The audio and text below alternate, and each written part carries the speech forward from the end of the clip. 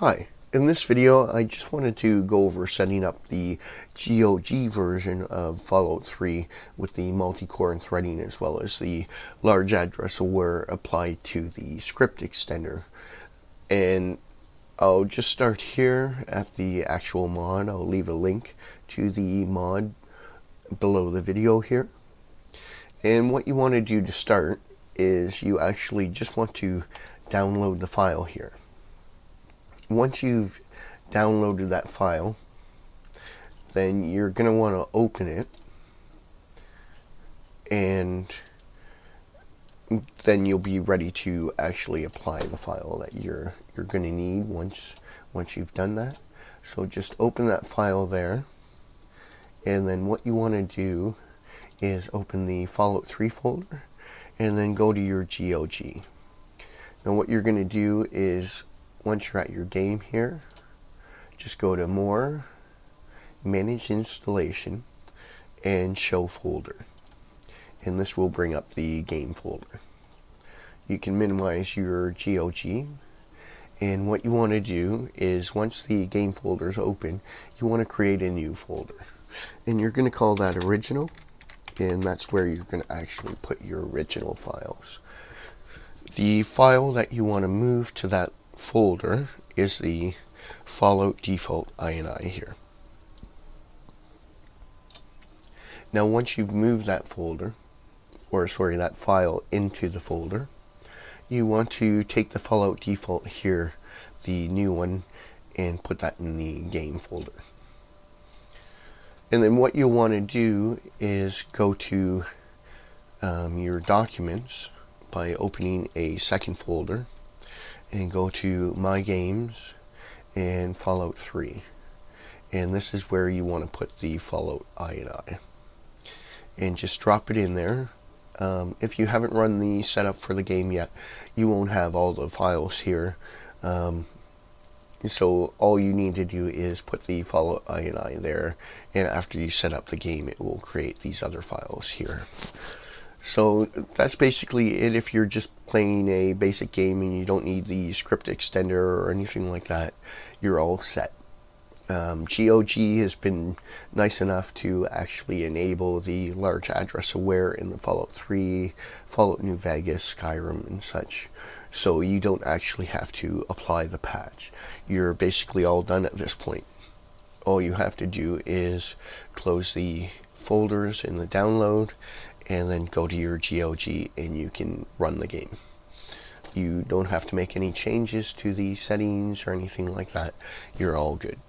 And what you want to do first, after you've done it, is just set up your options here.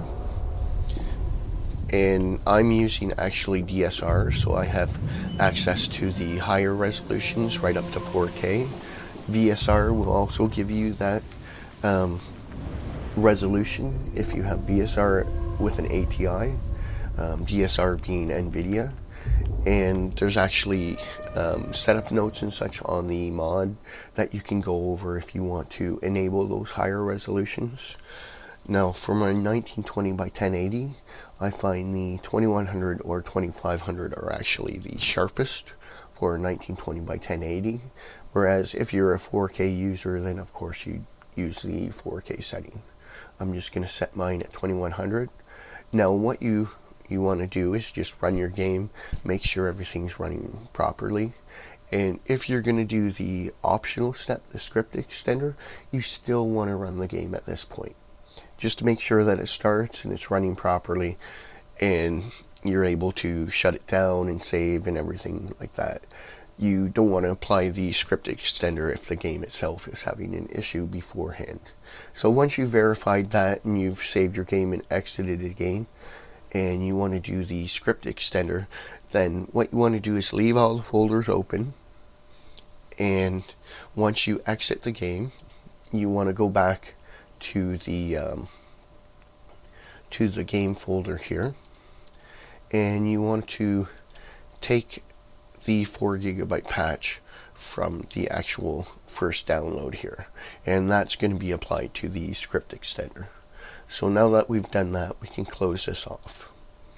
And what you want to do is go back to the mod page, And on the description, if you go down here, you'll find the optional step. And this is the link to the script extender. And what you want to do is download either version, 1.2 or 1.3. Either or will work with the 4GB patch. So once you've downloaded it, I happen to have it on my desktop, so you want to open that file when you've downloaded it and just select and drag and drop those into the actual game folder. You don't need the source folder, so you can leave that out, and once you've dropped those in there, you can close this off too. I'm just actually leaving this open.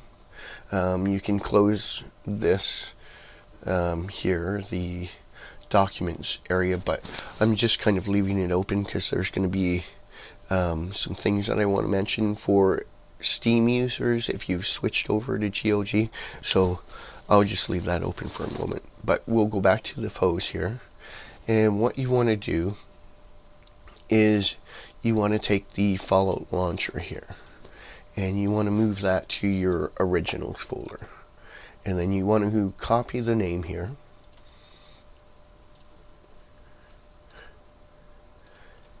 and you just want to paste that name over the FOSE loader here.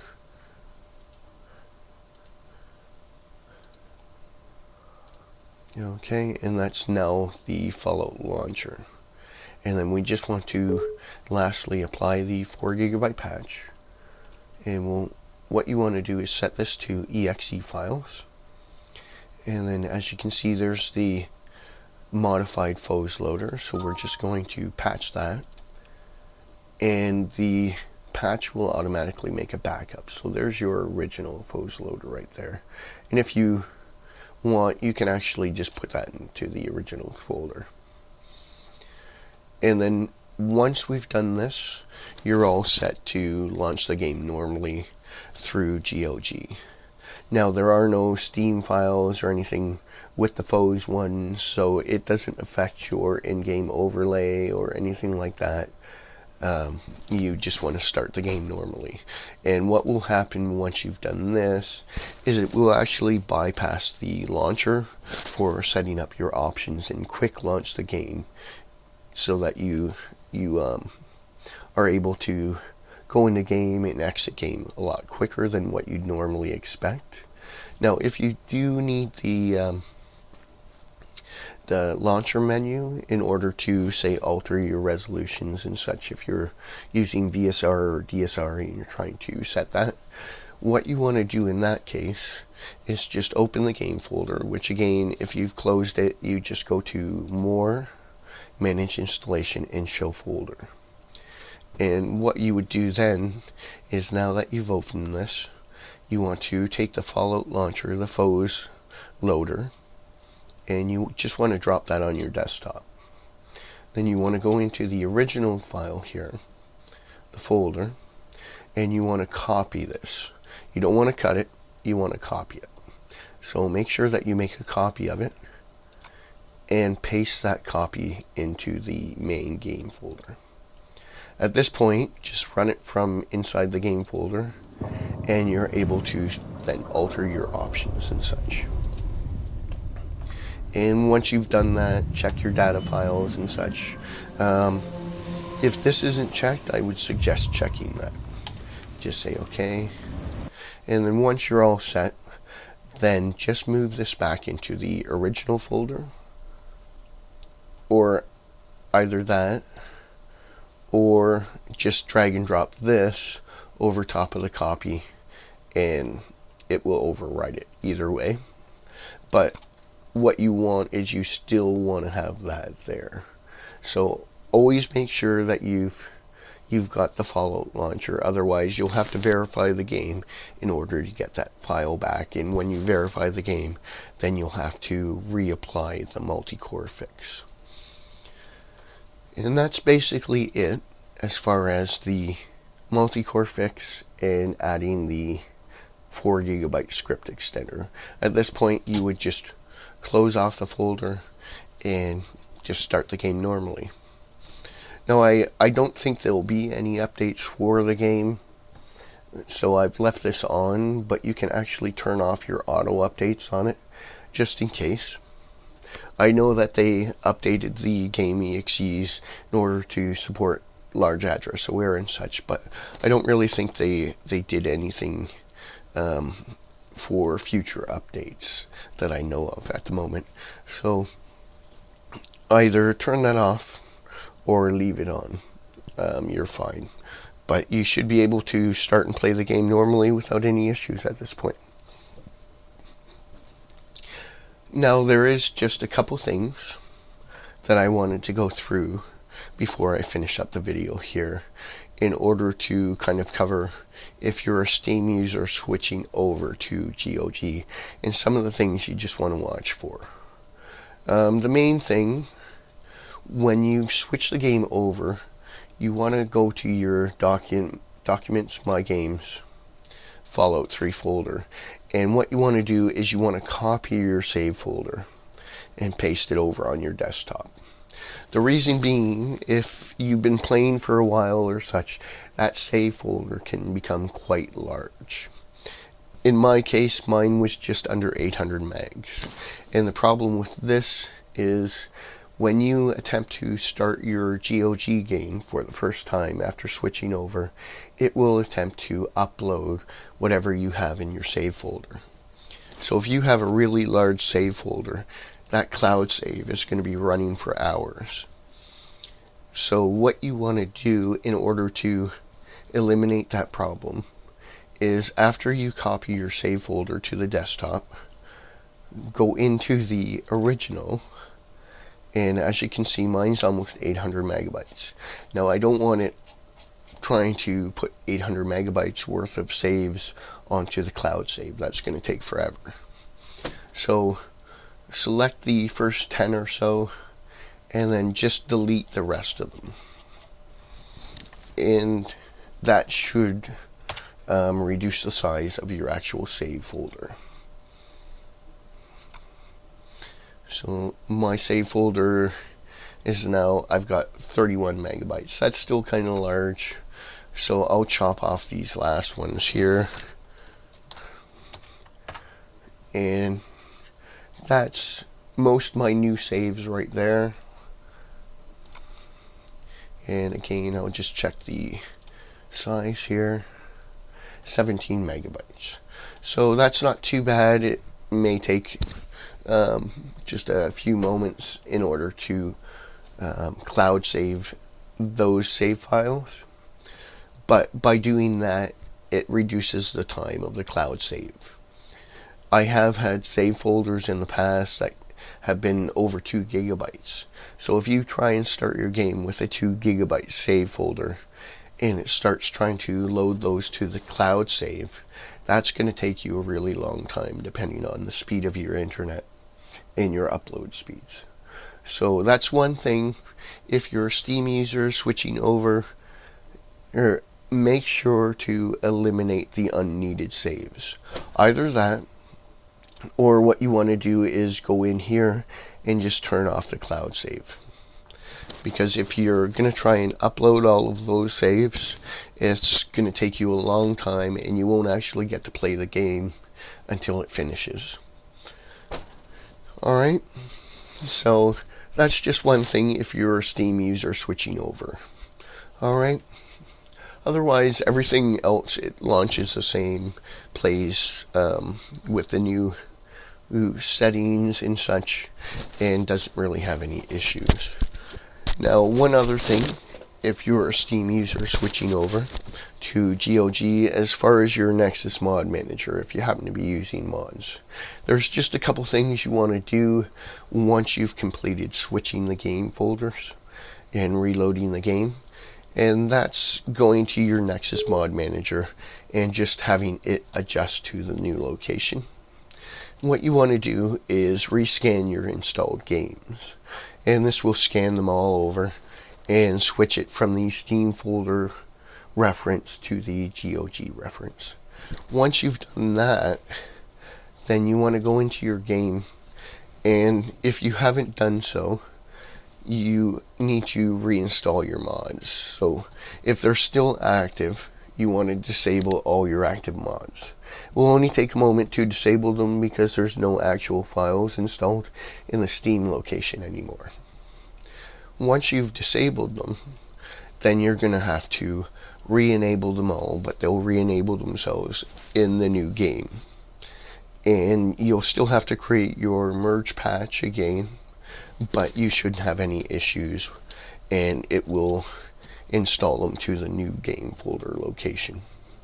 Alright, I just wanted to make sure that you were aware of that. Okay, and then as far as it goes, if you have any other issues, please let me know in the comments below.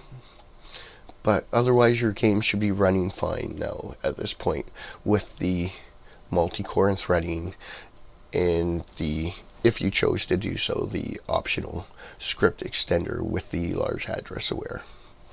Now, if you go over the actual mod page, there are several setup videos that you can go over and watch for additional information and such. There's also some links to ENB and Sweet Effects. Pardon me. ENB and Sweet Effects. As well as just the pre-install notes, which contain the link if you're an Intel graphics user and you require the additional D3, D9 in order to get your game to run properly. Now, you may still want to consider doing the WinLive to Win Marketplace update. That does update quite a few additional programs besides just the WinLive. Even though the GOG has corrected the WinLive issue with their version, you still want to upgrade that WinLive to Win Marketplace. It will not only do the WinLive, but I believe it does 6 program updates overall. As well, if you're on a newer system and you haven't in the past installed DirectX 9, install that DirectX 9 final release, and that will just install all your additional library files and such, so that if you do choose to use an ENB or say a reshade, then it won't come up with missing library files as you've installed all the DX9 files. Alright, and then once again, if you're a Win 10 user, you can disable your pop-ups here. That just goes over the information, and if you have to update your drivers, those links are here. Okay? And anything else you need, just go through the mod and you'll find the various areas are sorted out with either information or videos to help you along there too. And I'll leave links to all of this so that you can easily find the information that you'll need. Alright, so if there's any other questions, please feel free to leave them in the comments below or leave them on the actual mod, and I'll answer them as best I can. I hope this has been informative and helpful, and please enjoy your game. I'll talk to you again, and take care. Thank you.